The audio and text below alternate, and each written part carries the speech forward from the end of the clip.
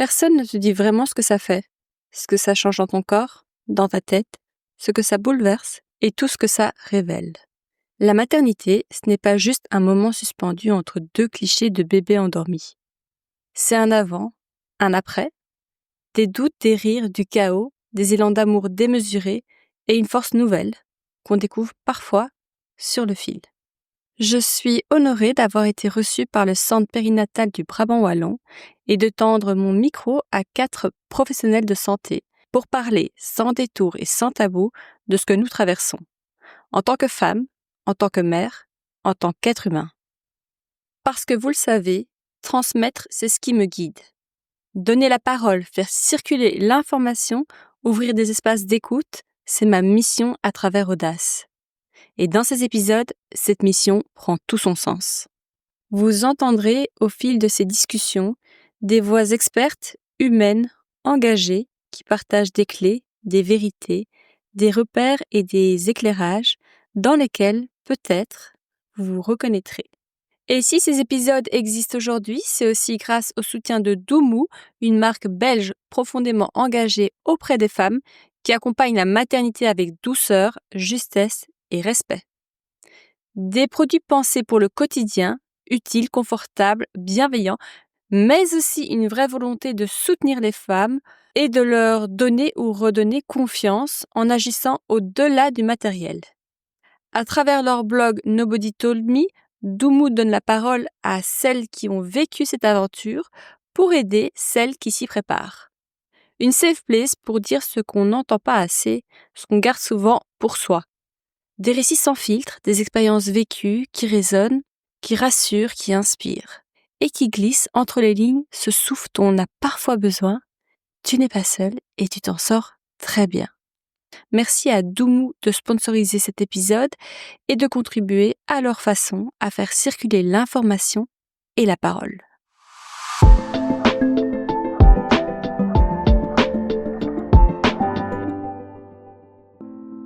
Aujourd'hui, j'ai le plaisir d'accueillir Dr Julie Bavet, gynécologue. Avec elle, on va parler de projet bébé, d'infertilité, de PMA, mais aussi de stress, de bilan de fertilité, de parcours médical et de tout ce qu'on n'ose pas toujours dire. Cet épisode, c'est une conversation honnête et bienveillante pour mieux comprendre ce que beaucoup vivent en silence et pour redonner confiance à toutes celles qui sont en chemin. Je suis Chloé Génicaud, bienvenue dans Audace, le premier podcast belge francophone dédié au wellness. Des conversations sans filtre pour t'aider à te sentir aligné, outillé et bien informé. Ici, je tends le micro à des experts, des entrepreneurs et des invités au parcours fort qui partagent des récits vrais et des clés concrètes. Et si les sujets abordés dans Audace te parlent, abonne-toi pour être sûr de ne rien manquer et partage le podcast autour de toi afin de continuer à le faire grandir et rayonner. Bonne écoute!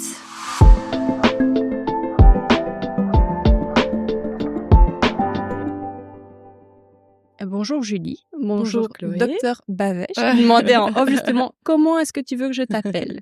Tu peux m'appeler Julie, il n'y a pas de problème. Très bien, eh bien écoute, bonjour Julie, merci de m'accorder un peu de temps aujourd'hui. Avec grand plaisir. Est-ce que je peux te demander de te présenter pour commencer? Je m'appelle Julie Bavet, je viens de passer le cap des 40 ans et je suis gynécologue. J'ai travaillé de 2015 à 2025 à la clinique Saint-Pierre à Autigny et depuis cette année, j'ai souhaité me consacrer à 100% à la consultation, ne plus faire d'hospitalier et voilà, je vois des personnes de l'adolescence à la ménopause en passant par le suivi de grossesse, les échographies de grossesse et voilà, je suis très heureuse comme ça parce que ça me permet de mieux respecter mon rythme parce que le rythme de gynécologue hospitalier est très intense. Et donc après 10 ans, je suis contente de passer à autre chose. Et donc je travaille ici au Centre périnatal du Brabant wallon 2 jours par semaine et j'ouvre mon propre centre à Waterloo aussi qui complétera ma semaine de travail. Donc voilà. Est-ce que ça fait quelque chose d'avoir 40 ans? Que tu le signales, c'est un cap? Ah oui, pour moi, c'était un sérieux cap. C'était la grosse angoisse. Oui, oui. Mais après, voilà, finalement, avec, L'âge, c'est dans la tête, non? voilà, je pense, hein, oui, oui. Et puis l'avantage, c'est aussi d'avoir acquis de l'expérience, des connaissances, Mmh. l'expérience humaine aussi. Et donc finalement, je suis très contente d'avoir l'âge que j'ai.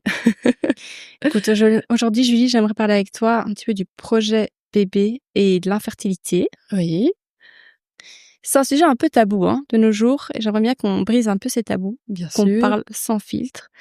Alors, commençons par le commencement. Avant de consulter, donc je suis en projet bébé, je n'arrive pas à tomber enceinte. Est-ce que c'est normal et est-ce que c'est fréquent? Alors, d'abord, quand je vois une patiente, Mmh. je vais, d'abord créer un dossier, de grossesse, un dossier pardon, gynécologique où je vais lui poser toute une série de questions pour avoir une idée globale de sa santé. Et je vais aussi essayer de dédramatiser et de lui expliquer comment, fonctionne le cycle, de la femme pour qu'elle puisse comprendre un petit peu mieux ce qui se passe dans son corps, qu'elle se sente puissante de pouvoir, comprendre, comment son corps fonctionne. Et donc le dossier, médical, c'est d'abord, demander les antécédents de la patiente. Donc, est-ce qu'elle a des problèmes de santé? Est-ce qu'elle a déjà été opérée? Est-ce qu'elle prend des médicaments tous les jours? Est-ce qu'elle a des allergies? Est-ce qu'elle a déjà été enceinte? Parce que l'infertilité, ça peut être, une infertilité primaire où on n'a jamais eu de grossesse, mais ça peut être aussi une infertilité ou une stérilité secondaire où on a déjà eu une grossesse, qui a abouti à un accouchement ou pas et puis on n'arrive plus, à retomber enceinte. Et donc une fois que j'ai une idée, globale du dossier, de la santé de la patiente, eh bien je vais voir avec elle si elle connaît bien son cycle et expliquer le cycle, de la femme. Tu peux Heu, nous dire les grandes lignes? Ça peut être En grande intéressant, ligne, parce que oui, c'est vrai que oui. souvent on est sous contraceptif, enfin Oui, sous pilule. Bah, ouais, nous, on fait partie de la génération pilule, dès ouais, l'adolescence jusqu'à, le moment où je décide de mettre, ouais. bébé en route, quoi. Et donc d'abord, si la patiente est toujours sous pilule, Mmh. on va lui demander depuis quand elle l'a arrêté ou quand est-ce que le souhaite arrêter. Parce qu'il faut savoir que quand on prend une pilule, ça met les ovaires au repos et donc on n'a plus d'ovulation. C'est le principe de la contraception hormonale. Et donc quand on arrête sa contraception, il va falloir souvent quelques mois. Donc c'est pas du tout anormal de pas avoir ses règles régulières à l'arrêt de la pilule. Et puis, quand elle va récupérer ses cycles naturels, elle va pouvoir noter comment sont ses cycles. Le premier jour, des règles, c'est le jour 1 du cycle et on va compter, du premier jour, des règles jusqu'au premier jour des règles suivantes, combien il y a de jours et ça fait le nombre, la durée du cycle, en fait. La durée théorique du cycle, c'est souvent 28 jours, mais il y a des patientes qui peuvent avoir des cycles très courts de 21 jours ou des cycles très, très longs. Par exemple, il y a des dames qui ont leurs règles que 2 fois par an, parce qu'elles n'ovulent pas, régulièrement et peut-être qu'on parlera plus tard de tout ce qu'on peut Mmh. faire pour essayer de mieux, ovuler. Mais voilà, c'est important de savoir quels sont les cycles parce que si on ovule une fois par mois, ça veut dire qu'on a 12 chances sur l'année de pouvoir tomber enceinte. Par contre, si on a ces règles que 2 fois par an, probablement qu'on ovule que 2 fois sur l'année et donc ça veut dire qu'on a eu que 2 chances sur l'année de pouvoir tomber enceinte. On en parlera aussi un peu plus tard, mais lors d'une première consultation en projet bébé, est-ce que tu poses des questions sur le ou la compagne, peut dire le compagnon, Oui, au niveau la qualité, du sperme, si je puis dire, ou oui. s'il fume, s'il boit, je sais que ça peut Oui, peut-être bien sûr. jouer. Donc, Ça rentre en compte directement? l'idéal, c'est quand le couple est là, Vienne, que ça enfin, le le parent et partenaire. le coparent, on Oui, va oui, l'appeler, oui. un peu importe quel genre de couple c'est. Mais on va effectivement interroger les 2 personnes, parce que, par exemple, pour le partenaire, masculin, la qualité du sperme va dépendre de son alimentation, par exemple, de son index de masse, corporelle. Donc, Mmh. par exemple, l'obésité a, un Mmh. grand impact sur la fertilité et donc la nutrition, autant chez la patiente que chez son partenaire, est très important. C'est bien de le rappeler, je trouve. Quels sont, les premiers réflexes que tu remarques dans ta patientèle? Chez les femmes aujourd'hui, est-ce qu'elles vont faire des recherches Google? Est-ce qu'elles vont aller chez les copines demander des témoignages? Et toi, combien de temps ça a mis pour que tu tombes enceinte? Il y a aussi un peu cette charge, cette culpabilité Oui, de tout pas à tomber fait. tout de suite enceinte. Souvent, elles viennent après avoir discuté avec leurs copines, qu'elles essayent de tomber enceintes et que la grossesse n'est toujours pas arrivée. Alors elles se demandent si c'est normal. Il y en a même qui, en dehors de projets de grossesse, viennent me trouver en demandant un test de fertilité parce qu'elles sont très inquiètes de savoir est-ce que je suis stérile ou pas. Petite parenthèse, le test de fertilité, on peut le faire. Hein, ça consiste à faire une échographie pour voir la réserve ovarienne et une prise de sang. Mais le test de fertilité ne va nous rassurer que sur le temps T. C'est jamais une garantie que dans les années qui viennent, on pourra toujours avoir une bonne fertilité. Donc c'est pas quelque chose que je conseille. Maintenant, je reste toujours fort à l'écoute des patientes. Il y en a pour qui c'est très important et on va quand même le faire pour la rassurer. Mais donc voilà, le but de la consultation dans ce cas-là, c'est surtout de les rassurer, de les informer pour qu'elles puissent avoir les bonnes informations et qu'elles puissent se sentir à l'aise avec leur situation personnelle, leur situation de couple, leur situation avec le travail et qu'elles Mmh. décident elles-mêmes Mmh. quand c'est le bon moment et si c'est leur souhait aussi d'avoir une grossesse ou pas. Et concrètement, du coup, tu peux peut-être nous partager, et qu'est-ce que les femmes peuvent faire en début de parcours avant même de consulter? Je pense, l'alimentation, on l'a évoqué, mais aussi, avoir une sexualité plus fréquente, plus «connectée» entre guillemets, Ouais. faire certains types de sport ou pas faire de sport, réduire la charge mentale, le stress. On parle de tout Ouais. ça, mais qu'est-ce qu'on peut faire? Ouais, tu parles du sport et le sport est hyper important, déjà pour diminuer la charge mentale, hein. Ça va permettre un meilleur ancrage pour la patiente pour se connecter à son désir personnel, de ce qu'elle veut pour elle et pour son couple. Mais faire du sport va aussi garder une masse musculaire qui va permettre de garder un meilleur poids santé. Et on en parlait, hein, que avoir un bon IMC, c'est très important pour augmenter ses chances de fertilité, hein, parce que si on a un IMC supérieur à 35, on sait que ça augmente très fort les risques de fausses couches et ça diminue la fertilité. Et pour tout point d'IMC supérieur à 30, on diminue sa chance de fertilité chaque fois de 4%. Ouais. Donc pour te dire que c'est vraiment quelque chose d'important, le poids santé, la masse musculaire qui aide en fait à garder ce poids santé parce que c'est une histoire de protéines. Ça, les nutritionnistes donc t'expliqueront mieux Oui, que oui, moi. tout à Et fait. d'ailleurs, j'aime bien travailler en complémentarité avec mes collègues, par exemple ici Au du centre centre périnatal. périnatal du Brabant wallon. Voilà, on a une bonne connexion entre nous qui fait que voilà, j'hésite pas à envoyer chez la nutritionniste, chez la psychologue. Enfin voilà, on a toutes sortes de médecines parallèles qui peuvent aider dans le projet. Donc on parlait de la charge mentale, mais là, il y a vraiment aussi un avantage physique à faire du sport. Quand elles viennent me trouver pour un début d'essai de grossesse, j'insiste aussi sur la prise d'un complexe vitaminé complet. C'est vrai que on parle beaucoup de l'acide folique qui est super important, qui va permettre d'éviter les malformations au niveau de la colonne du bébé qu'on appelle le spina bifida, mais il n'y a pas que l'acide folique. Par exemple, l'iode est aussi très important pour la prévention des fausses couches. Et donc, c'est pour ça que je recommande de prendre directement un complexe vitaminé complet, spécial pour le désir de grossesse, dès les essais et même 3 mois avant parce qu'on sait qu'au niveau de la nutrition, il faut un temps qui ait une bonne absorption, surtout si on est sous pilule, qu'on arrête sa pilule. L'idéal, ce serait d'arrêter sa pilule 3 mois avant d'essayer de tomber enceinte. Comme ça, l'absorption des vitamines se fait mieux et on peut accueillir un petit embryon dans les meilleures conditions. Excellent conseil. Voilà. Et puis le troisième conseil, c'est aussi on discute des maladies à ne pas attraper idéalement pendant la grossesse. Donc on va faire une prise de sang préconceptionnelle qui va vérifier les vitamines, le fer, l'acide folique, la vitamine B12, la vitamine D. On va vérifier la thyroïde, on va vérifier la glycémie à jeun pour être sûr qu'il n'y a pas de maladie qui pourrait expliquer que la grossesse pourrait arriver tardivement. Autant le savoir au début puisque ça c'est de la médecine de base. Et donc, dans cette prise de sang, on va aussi vérifier est-ce que la patiente est immunisée contre la toxoplasmose et le cytomégalovirus. Immunisée, ça veut dire quoi? Ça veut dire qu'on a des anticorps, ça veut dire qu'on a déjà fait la maladie avant, et ça, c'est l'idéal, parce que si on est immunisé, ça veut dire qu'on risque pas de refaire la maladie pendant la grossesse. Et on sait que la toxoplasmose et le cytomégalovirus peuvent nuire au développement de l'embryon et du bébé. Donc, j'explique aussi les recommandations pour essayer de ne pas attraper ces maladies pendant la grossesse.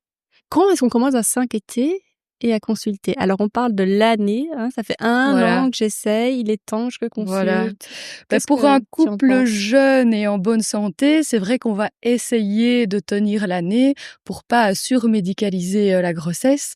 Je vais expliquer au niveau du cycle de la femme, quand elle ovule en fonction de la date des dernières règles, voilà, si elle a noté un petit peu ses cycles pour voir quel est le moment idéal pour avoir des rapports.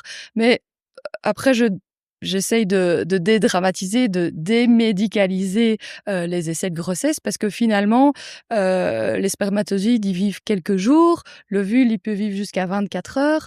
Donc, je recommande finalement de pas trop compter. Je pense que c'est important de comprendre comment son cycle fonctionne, d'avoir des informations sur, tiens, quand j'ovule, ma glaire peut changer. Donc, quels sont les aspects de mon corps qui vont m'apprendre que j'ovule.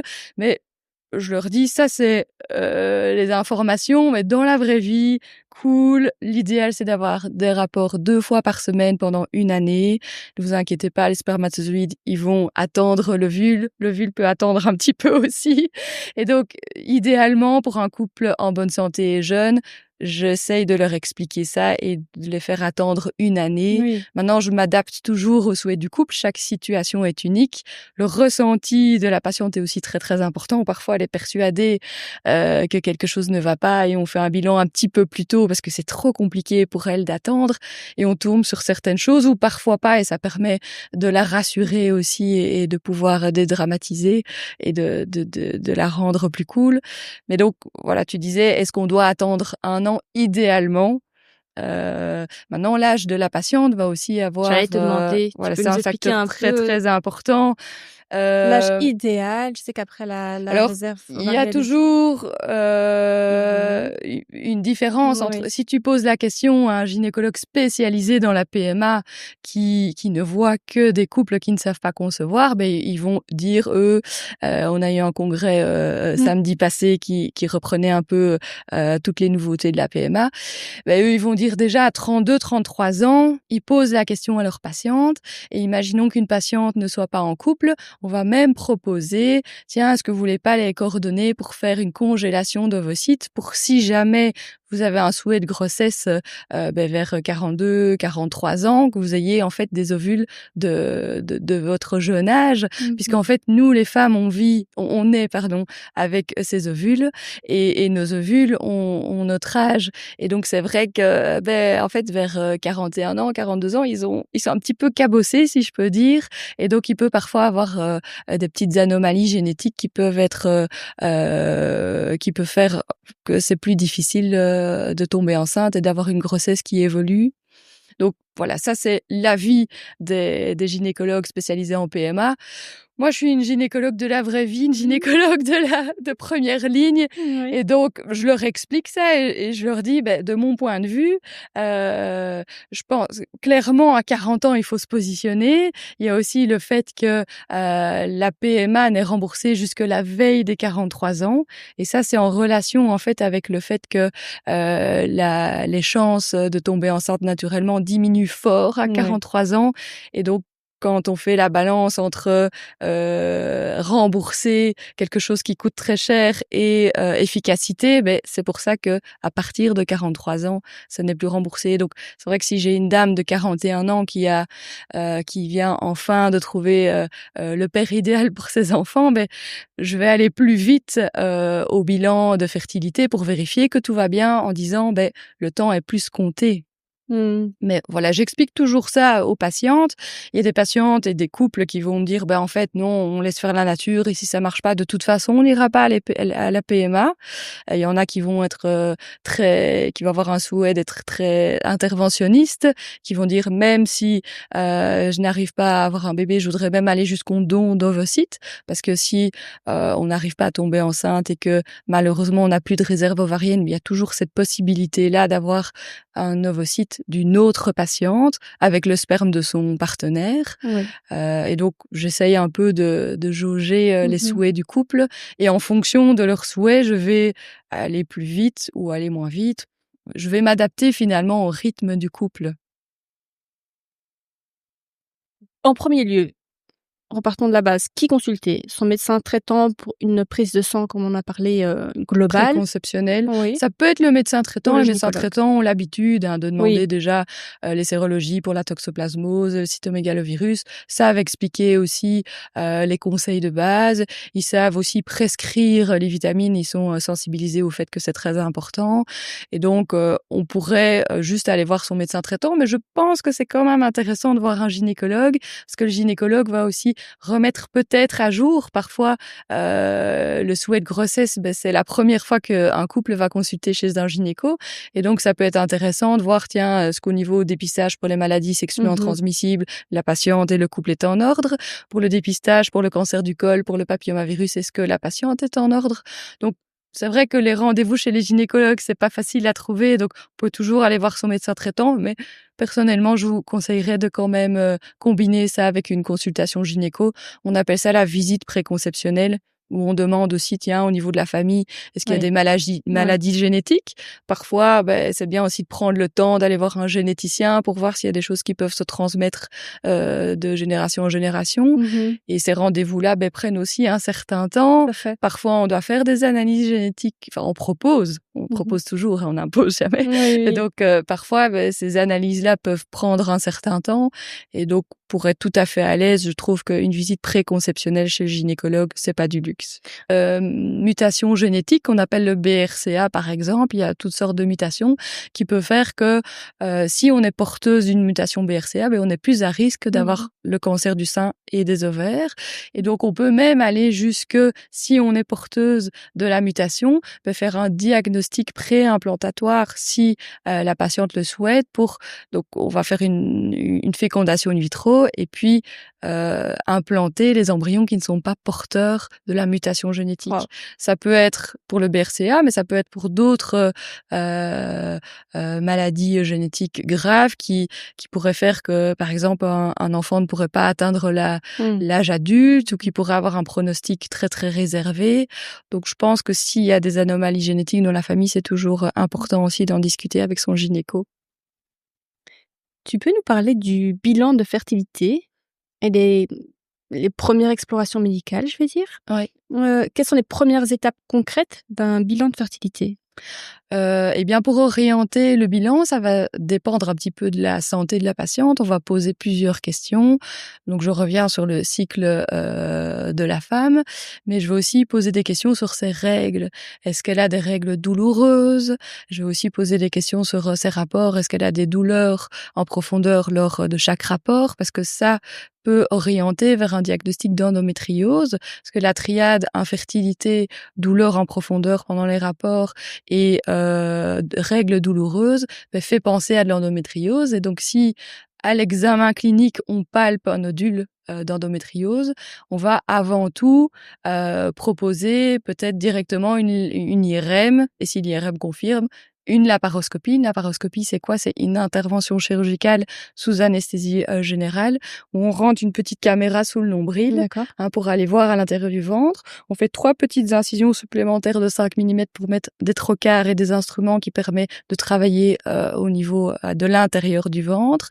Et si on voit de l'endométriose, on va brûler au laser l'endométriose, parce que l'endométriose va donner un contexte, un environnement inflammatoire et un petit l'embryon dans un environnement inflammatoire, il se sent pas très bien et donc l'endométriose peut donner une infertilité.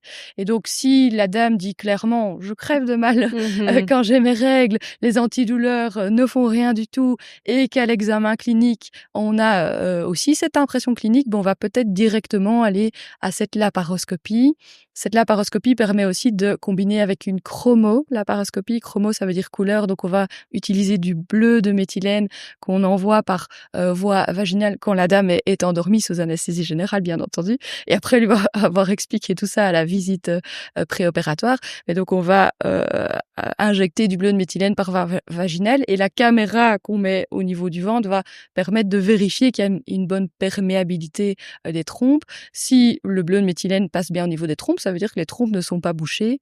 Et donc, puisqu'on est sur place, souvent on combine avec cette chromolaparoscopie et on combine souvent avec un troisième examen, puisque la dame est endormie, donc on en profite, de faire aussi une hystéroscopie. C'est mettre une petite caméra à l'intérieur de son utérus pour vérifier que l'embryon aura bien un petit nid douillet. Donc, on va vérifier l'endomètre, on va vérifier qu'il n'y a pas de malformation utérine pour être sûr qu'il pourra s'implanter confortablement et qu'il n'y aurait pas un polype, par exemple, de l'endomètre qui ferait qu'il serait pas confortable. Donc ça, c'est dans le cas où on a des symptômes et c'est pour ça que l'anamnèse et les questions qu'on pose à la patiente sont très importantes. Je commence toujours par ça à la consultation, après les antécédents. Et puis si elle n'a pas de symptômes particuliers, alors on va proposer le bilan classique d'infertilité qui est une prise de sang. On a normalement déjà fait une prise de sang préconceptionnelle pour les vitamines, la thyroïde, le diabète et les sérologies, mais on va rajouter à cela tout ce qui est dosage hormonaux pour avoir une idée plus complète de la fonction ovarienne, pour vérifier que il n'y a pas par exemple un syndrome des ovaires micropolykystiques, pour voir un peu voilà, c'est ça, ouais, pour voir si comment la dame ovule aussi. On va faire une première prise de sang au jour 3 pour voir, pour exclure un syndrome des ovaires micropolykystiques, mais qui peut être aussi exclu à l'échographie. Donc souvent, on va ajouter au bilan une échographie endovaginale pour vérifier l'utérus et les ovaires. Mais au niveau de la prise de sang, on va aussi proposer une deuxième prise de sang au jour 21 pour vérifier qu'elle ovule. Parce que quand on ovule, une fois que l'ovule est sorti de l'ovaire, il y a une petite cicatrice qu'on appelle le corps jaune qui va produire de la progestérone. Et donc, si la progestérone est positive au jour 21, c'est la preuve que la patiente ovule. Wow. Voilà. Et notre partenaire masculin dans tout ça. Alors, on va pas l'oublier. Effectivement, la suite du bilan d'infertilité, c'est demander un spermogramme. Donc, on va expliquer aux partenaires. Beaucoup d'hommes sont réfractaires à ça. Voilà. Mais j'explique toujours que c'est vraiment essentiel pour avoir un bilan complet. Et d'ailleurs, si jamais il fallait référer à un gynécologue spécialisé en PMA, il a vraiment besoin de ce facteur-là, parce qu'imaginons que les spermatozoïdes soient trop fatigués, ou que on va regarder s'ils sont en pleine forme, s'ils sont en bon nombre, s'ils évoluent bien. Et donc, par exemple, c'est possible qu'il n'y ait pas de spermatozoïdes. Là, on va orienter directement les traitements de fertilité différemment. Et donc, je pense que c'est vraiment essentiel. Ça peut être une cause féminine, mais aussi une cause masculine. Et donc, il faut que le partenaire joue le jeu de donner un échantillon de sperme qui doit s'obtenir uniquement par masturbation avec 3 jours d'abstinence idéalement, parce que c'est le meilleur sperme. Bien tout mettre dans le pot et l'envoyer dans l'heure au laboratoire en le gardant bien au chaud, parce que les spermatozoïdes, ils sont confortables à 37 degrés. Aujourd'hui, il fait très chaud, donc ça irait. Mais s'il fait froid, on peut donner un échantillon où les spermatozoïdes sont pas en forme parce qu'ils ont eu trop froid. Donc, je demande de toujours bien garder contre soi jusqu'au laboratoire. Ça doit être donné au laboratoire dans l'heure et le laboratoire va pouvoir vérifier la qualité du sperme. On sait faire quelque chose s'il n'y a pas assez de spermatozoïdes? Alors, on peut faire des inséminations où on prépare le sperme, si tu veux, pour pouvoir l'inséminer au bon moment du cycle. Oui. Mais le sperme de monsieur. Voilà, tout à fait. Okay. Ouais. comme ça, s'ils sont un peu fatigués ou qu'ils sont pas en bon Les nombre, motive. on les aide les un petit stimule, peu, quoi. voilà, on les aide un petit peu à atteindre leur cible en faisant une insémination intra-utérine. Donc ils doivent pas, traverser le vagin, le col, l'utérus, et on leur offre le meilleur moment où l'ovule est déjà là pour, aider à la conception. Et puis il y a encore d'autres, choses beaucoup plus pointues, mais Mmh. que ça je Oui, laisserai c'est déjà une peut-être, très bonne base. Je pense qu'il y a déjà beaucoup des d'infos. gynécologues plus spécialisés, mais il y a aussi des techniques pour, s'il y a très, très peu de spermatozoïdes, Mmh. pouvoir, aider à la conception. Quand on reçoit, les résultats, est-ce que tu recommandes de ne pas les lire toute seule? Ou Je normalement c'est le pense que gynécologue qui c'est mieux, reçoit? oui, Ouais. ça dépend un petit peu des tempéraments. Mmh. Il y en a qui aimeront bien aller voir directement Mmh. et les résultats sont toujours accessibles sur Oui, masanté.belgique.be c'est ça. avec It's Me. Donc si elles le souhaitent, elles peuvent aller voir, mais c'est vrai que ça peut parfois générer du stress. Donc je vous conseillerais plutôt d'attendre, de voir votre gynécologue pour qu'il puisse vous expliquer, avec des mots simples et comprendre vraiment la Oui, globalité des examens. oui, Parce que vulgariser tout ça. parfois on voit sur la prise de sang que c'est en rouge, mais en fait, c'est pas grave. Et donc, le bilan, c'est la prise de sang, la perméabilité des trompes, on en a parlé dans le cas où on fait une laparoscopie, mais si on ne fait pas de laparoscopie, on va aussi proposer, soit une hystérosalpingographie ou une hyphosie qui va permettre de vérifier les trompes et puis le spermogramme et donc on va regarder tout ça et parfois, on peut trouver déjà une cause donc avant d'être réorienté en PMA, le Mmh. gynécologue peut déjà proposer un traitement, que ça soit un complexe vitaminé parce que ça peut être lié à une carence, en vitamines. Si on voit qu'il y a pas une bonne perméabilité des trompes, on va pouvoir, programmer une laparoscopie pour, peut-être, enlever des adhérences, rendre la perméabilité de la trompe meilleure. Et puis si le spermogramme est pas très bon, on peut déjà temporiser aussi, avec un complexe vitaminé masculin, parce qu'ils ont aussi Ah! leurs vitamines à prendre. Et on va aussi revoir peut-être sa nutrition, son poids santé, on va voir s'il fume, parce que le Ouais. tabac a aussi un impact sur la fertilité.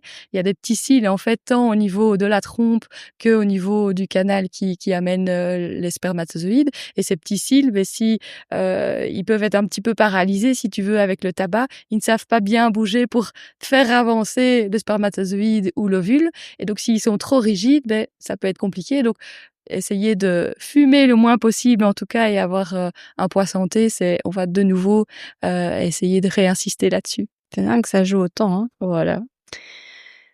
Comment on relance, comment tu aimes toi être relancée par tes patientes si tu dois être relancée pour avoir des infos ou des peut-être pas, te bombarder d'appels, mais quelle est Beh, la meilleure façon pour, idéalement, je donne communiquer? toujours un rendez-vous, 1 mois après, en disant: voilà, est-ce que ça va pour vous? Niveau Oui, timing, 1 mois ou 2 mois?» ça, oui, c'est en fonction de ce qu'elles souhaitent et je pense que c'est bien de se revoir, oui, et de pouvoir rediscuter de tout ça parce qu'il y a donner les résultats, mais oui. il y a aussi donner les traitements en fonction des résultats et s'il y a pas d'explication, alors on va réorienter vers un service de PMA et donc je pense que ça prend du temps et qu'il faut C'est ça, vraiment se poser, pas faire ça alors qu'elle est en train de oui. faire ses courses ou qu'elle est occupée, à autre chose. Je pense que c'est vraiment bien de se poser un petit peu en consultation et donc dans l'idéal, je revois les patientes pour donner les résultats.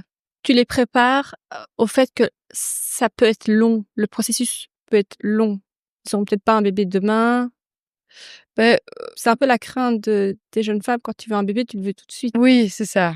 Beh, après si elles ont déjà essayé pendant 1 an, Mmh. je vais quand même essayer Accélérer, ouais. pas trop, de pas être trop longue dans la remise des résultats et parce que je pense que si elles ont attendu 1 an, c'est déjà pas mal. Maintenant, ça dépend aussi de leur cycle.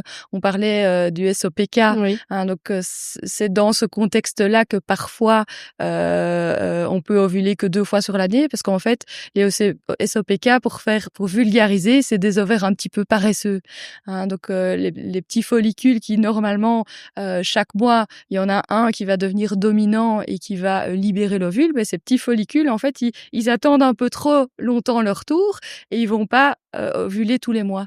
Et donc parfois ils peuvent attendre 2 mois, 3 mois, 6 mois et ben c'est compliqué. Oui. Comme je disais, hein, si on n'a pas une chance par mois de tomber enceinte, ben ça va mettre plus de temps.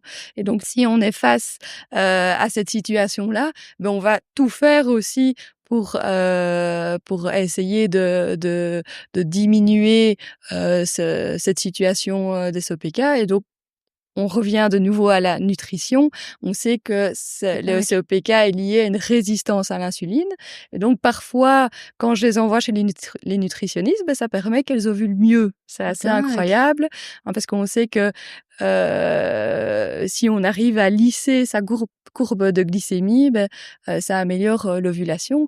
Et donc, si on est dans un diagnostic des SOPK, ben, on va peut-être dire, ben, écoutez, est-ce que vous voulez continuer les méthodes naturelles ou est-ce que vous voulez directement aller en PMA? Parce que la PMA peuvent donner des médicaments comme du Clomid, hein, que vous connaissez peut-être, qui permet en fait de stimuler les ovaires et de les obliger en fait à ovuler chaque mois.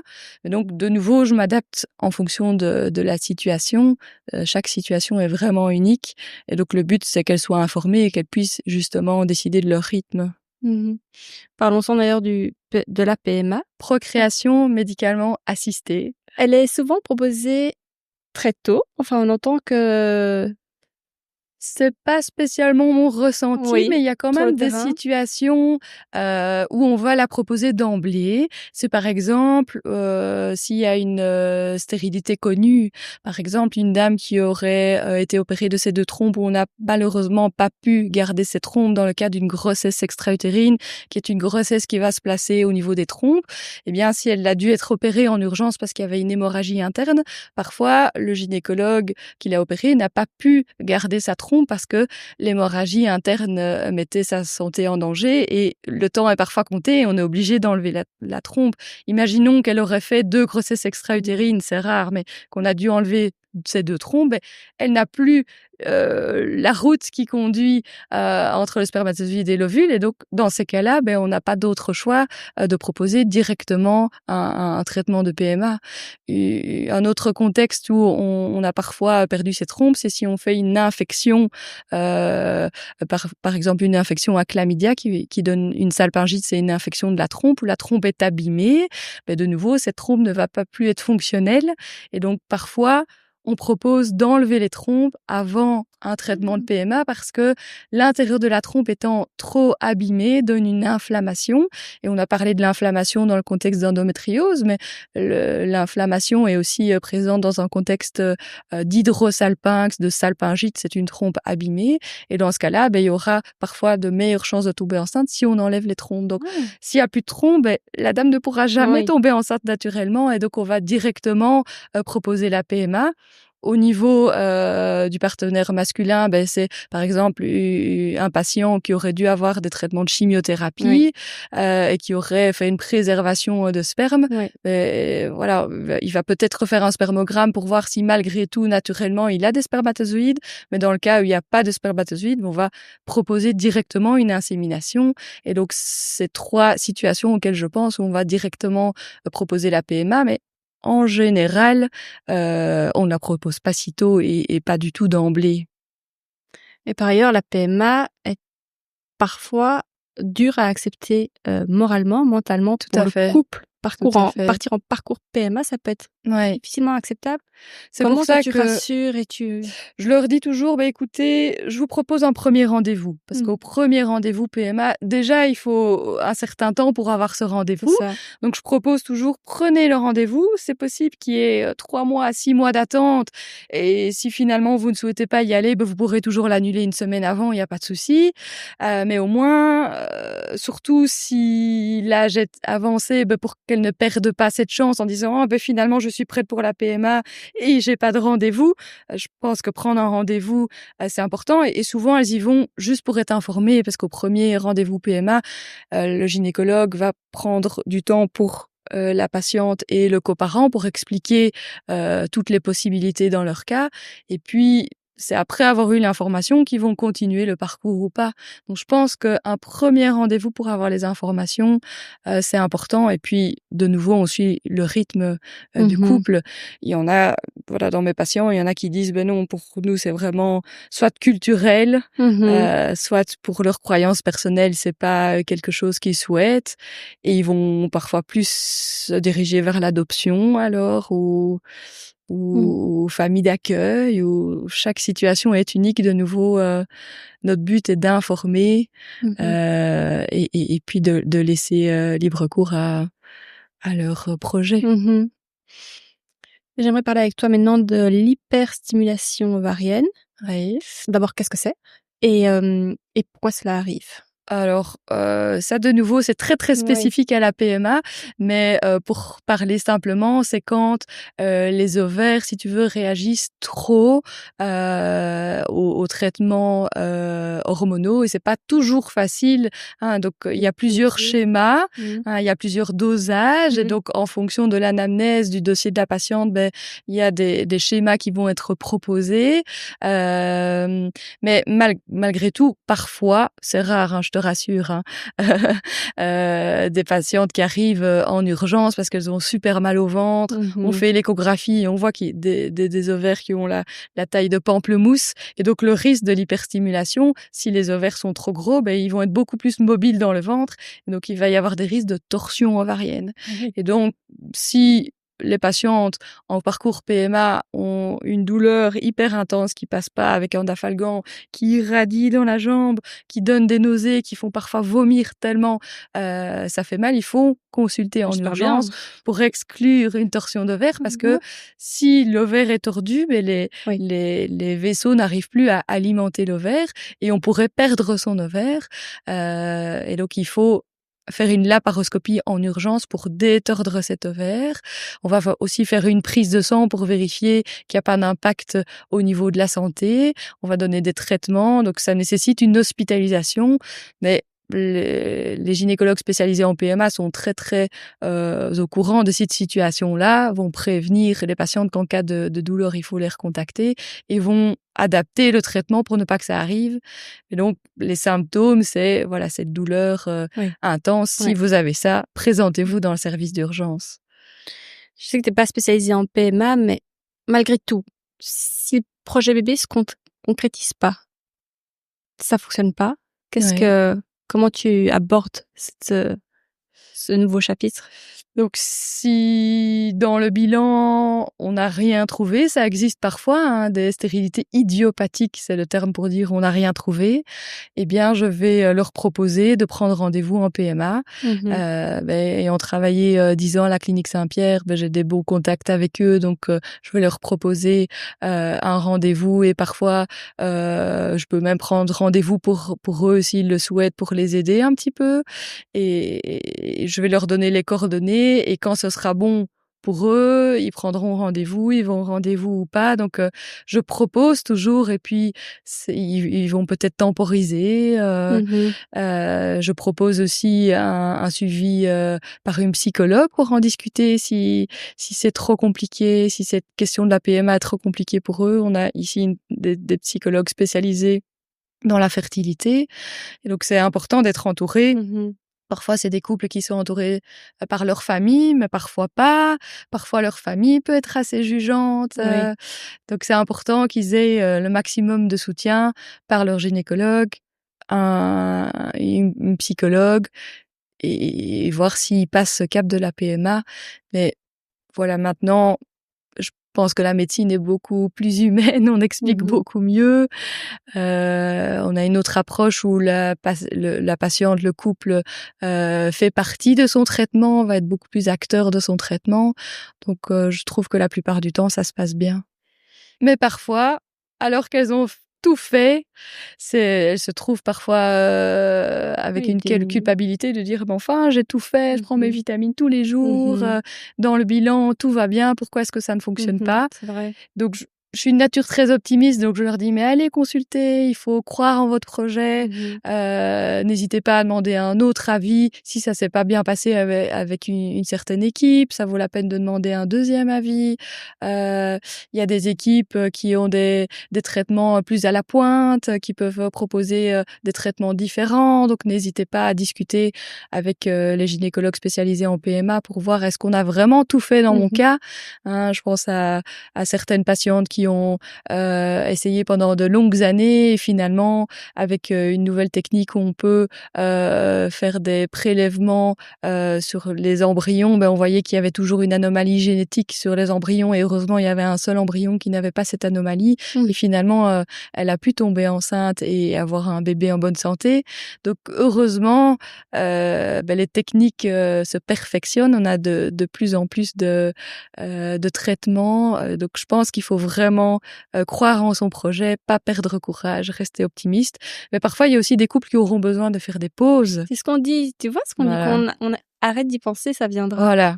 Qu'est-ce que toi tu penses de ça? Ah ben ça, je suis tout à fait d'accord, mais ouais, c'est facile elles à sont dire, mais facile à tellement faire, dans leur oui. souhait et leur désir Oui. est tellement intense Oui. qu'en fait, c'est pas possible. Oui. Et pour aller dans ton sens, je voudrais donner l'exemple de couples qui enfin accouchent d'un bébé longtemps attendu, d'une grossesse obtenue par PMA.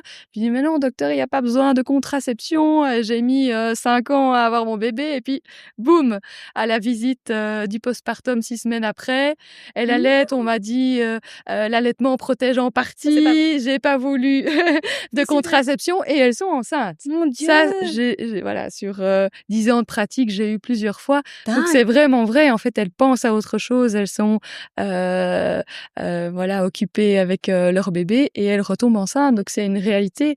Le corps, l'être humain, c'est pas seulement un corps physique, hein, c'est aussi un être énergétique, un être spirituel, un être cognitif. Et donc, il y a des choses que en médecine on comprend pas et je reviens avec la complémentarité et l'importance de pouvoir avoir un équilibre avec tous ces aspects de l'être humain. Oui. Et donc, je pense que ça a vraiment du sens de travailler avec nos collègues des médecines parallèles, comme on Voilà, les c'est ce appelle. que j'allais dire. Donc, toi, ton point de vue sur la médecine holistique, on va dire, tu es pas contre Je suis l'acupuncture? 100% pour. OK, très Bien bien. sûr, oui, oui, oui. Tout ça peut Ah, être mis en place aussi, hein, bien sûr, l'acupuncture, ça ne peut que faire du bien. Voilà, par exemple, l'acupuncture, c'est une médecine qui est là depuis toujours quasiment et qui donne des bons résultats. Et donc, pour la fertilité, je pense que c'est un atout supplémentaire. Donc, n'hésitez pas à combiner. Je ne dirais pas d'avoir recours uniquement à ces médecines parallèles, c'est mon avis, mon Bien humble sûr, avis personnel, mais je pense que travailler en complémentarité, ça a vraiment du sens. Oui, moi, à titre personnel, j'ai fait l'acupuncture 2 fois donc et je suis tombée enceinte 1er coup. Mais encore une fois, peut-être pas que ça. Ouais. Et j'ai fait le point aussi du bébé zen quand j'étais enceinte, sur le genou. Ça ne marche pas. Non, les enfants se calment. Je vais pas dire qu'ils sont zen, je vais pas aller jusque-là. Peut-on, pour terminer, juste parler de la fausse couche? Ça arrive déjà plus fréquemment qu'on ne le croit, hein, Oui. c'est assez fréquent, donc il faut aussi parler sans filtre de la fausse couche. Oui, tout à fait. Alors donc la fausse couche, c'est vrai qu'il faut rappeler que c'est une grossesse sur 6. Donc 5 fois sur 6, ça fonctionne. 1 fois sur 6, ça fonctionne pas et malheureusement, on contrôle pas. C'est très difficile de pouvoir lâcher prise quand on est face à cette situation qui est une situation émotionnelle très difficile, hein. Surtout si ça fait plusieurs mois qu'on attend de tomber enceinte et puis voilà, il y a l'annonce de cette grossesse qui n'évolue plus. Et parfois donc tardive, on s'est déjà projeté. Voilà, On se ouais, projette aussi très vite. tout à fait, ouais. C'est vrai que j'essaye toujours délicatement de placer avant de faire l'échographie de datation que la grossesse est officielle à 12 semaines et que avant 12 semaines, c'est toujours incertain. La datation, c'est l'échographie qu'on va faire vers les 8 semaines d'aménorrhée. Déjà, quand on a dépassé les 8 semaines d'aménorrhée, plus on s'éloigne et qu'on se rapproche des 12 semaines d'aménorrhée, le risque de fausse couche diminue. Mais c'est vrai que jusque 12 semaines d'aménorrhée, ça peut encore arriver et il faut déculpabiliser, le couple en disant: «Ben, en fait, c'est vraiment la faute à pas de chance. Faire un petit bébé, c'est pas facile pour le corps. Il faut la moitié de l'ADN qui se trouve dans l'ovule avec la moitié de l'ADN qui se trouve dans le spermatozoïde, que tout se mette exactement comme il faut et parfois il y a des petits couacs. À 90% des cas, en fait, dans le 1er diagnostic de la fausse couche, dans 90% des cas, c'est un problème chromosomique où les chromosomes ne sont pas bien mis et donc ça, on ne sait rien y faire et ça peut arriver même si on est, jeune et en bonne santé. Donc c'est vrai que si on peut passer le message Mmh. que ça arrive vraiment à tout le monde, j'essaye toujours de dire: «Bah, tiens, vous pouvez en discuter avec votre famille, des amis, vous allez voir, presque Oui, tout le monde a déjà fait une oui. fausse couche. Vous n'êtes Parfois pas sans le seul». savoir, c'est vrai que quels sont les symptômes? Parfois on n'a pas de Mmh. symptômes et donc parfois c'est la patiente qui vient me trouver pour l'échographie de datation et malheureusement, on voit un petit embryon mais il y a pas de cœur et donc je regarde bien. Moi, je le vois vite évidemment, mais j'essaie de dire: «Oh voilà, on voit un petit embryon mais malheureusement». Mmh. Je continue à regarder mais je vois pas de petit cœur, donc j'essaye d'amener, ça délicatement et la réaction est toujours, très, compliquée. Ça dépend des tempéraments, mais il y en a qui vont être, très expressifs, qui vont exprimer leur tristesse, leur colère, leur frustration, leur incompréhension. Il y en a qui, par contre, vont être paralysés par le choc de cette annonce. Donc je m'adapte en fonction de la réaction de la patiente. Parfois, ils vont poser beaucoup de questions pour dire: «Mais pourquoi? Qu'est-ce qui s'est passé?» Mmh. Alors j'essaie de répondre à leurs questions. Parfois, il y en a qui vont pas parler, qui ont besoin d'un peu de silence, donc je reste juste à côté d'eux le temps que ça soit le moment de parler de la suite des étapes, suivantes et puis quand c'est le bon moment pour eux, je peux à ce rendez-vous-là, parler de ce qui peut arriver. Elles peuvent présenter alors des pertes de sang, des douleurs parce que le corps va, la plupart du temps, se rendre compte que c'est pas évolutif et provoquer des contractions, donc ça peut être des douleurs intenses. Donc je prescris des antidouleurs, j'explique comment prendre les antidouleurs pour rester confortable et j'explique aussi que au niveau des pertes de sang, ça peut être comme des bonnes règles, voire plus que des règles. Il faut aussi les préparer que peut-être elles vont devoir se changer toutes les heures parce que les pertes de sang seront intenses.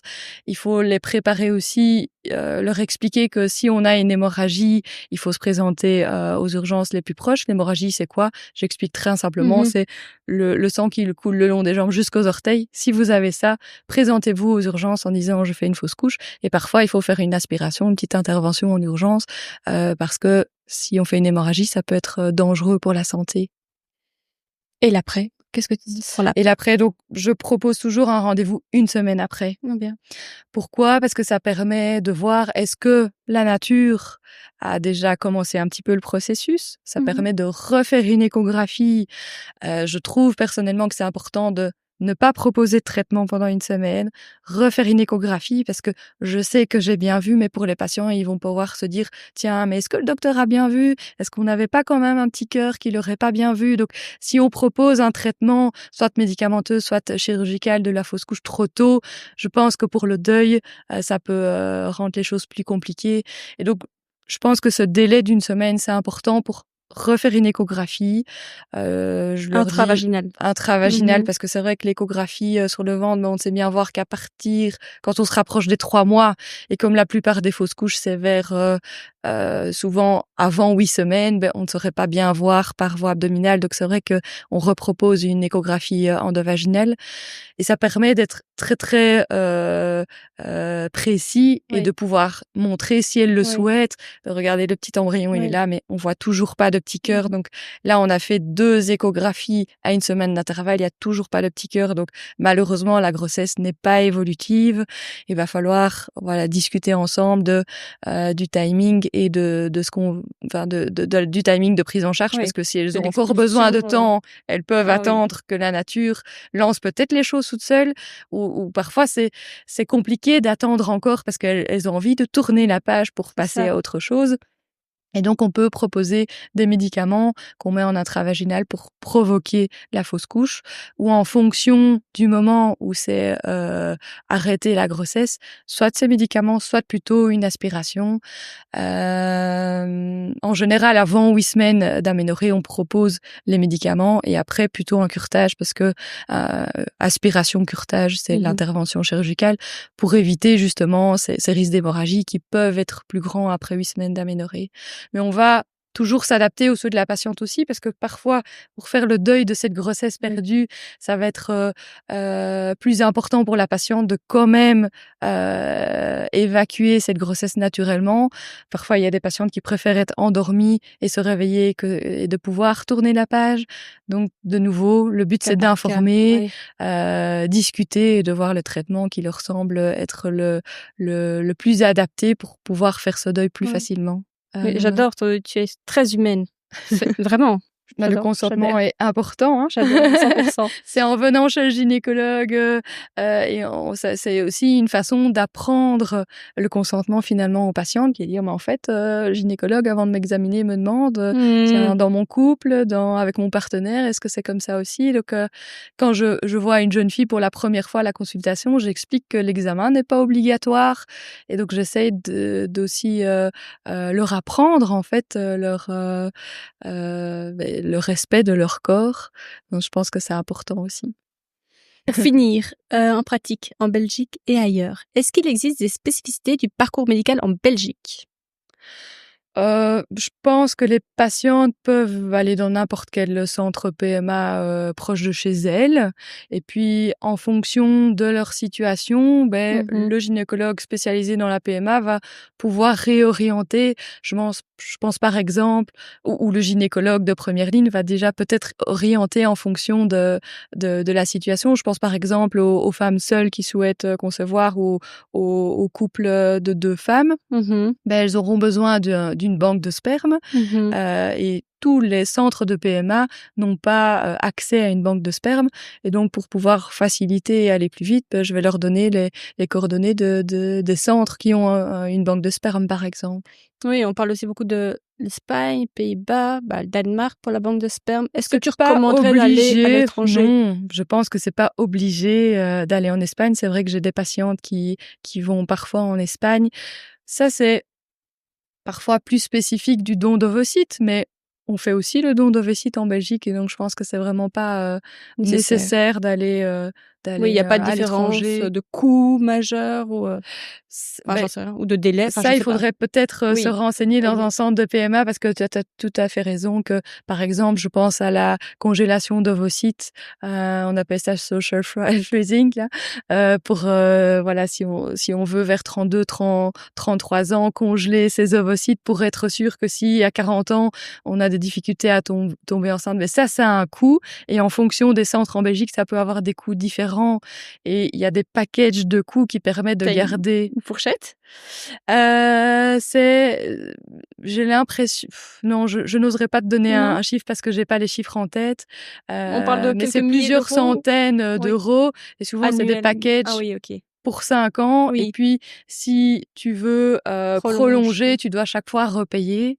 Par contre, la PMA, la fécondation in vitro, c'est remboursé par la mutuelle. Hein. Il y a plusieurs cycles remboursés jusqu'à la veille des 43 ans. Donc, faut pas que ça vous inquiète, que le prix inquiète les patients. Ça, je veux donner ce message-là. Et la première consultation est remboursée par la mutuelle aussi. Et le prix de certaines choses seront annoncés dans la première visite, donc n'ayez pas peur de consulter. Oui, on s'informe et après, voilà, on voit. Tout à fait. Julie, est-ce qu'il y a un mot de la fin que tu voudrais faire?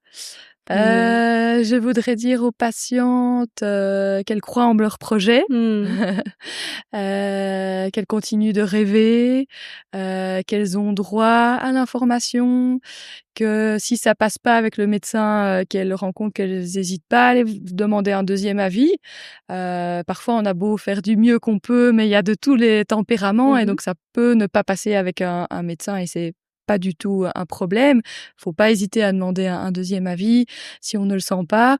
Je pense qu'on a la chance à l'heure actuelle d'être de plus en plus informés, mais je pense que c'est bien d'aller voir les médecins pour avoir la bonne information parce que Internet, c'est pas mal, mais parfois on peut vite tomber dans du stress et il y a quand même une mauvaise information parfois. Et donc n'hésitez pas à prendre rendez-vous, même si parfois les rendez-vous sont pas faciles à avoir. Je pense qu'avoir une bonne information, c'est vraiment important pour pouvoir avoir toutes les clés en main et avoir un rêve qui aboutit.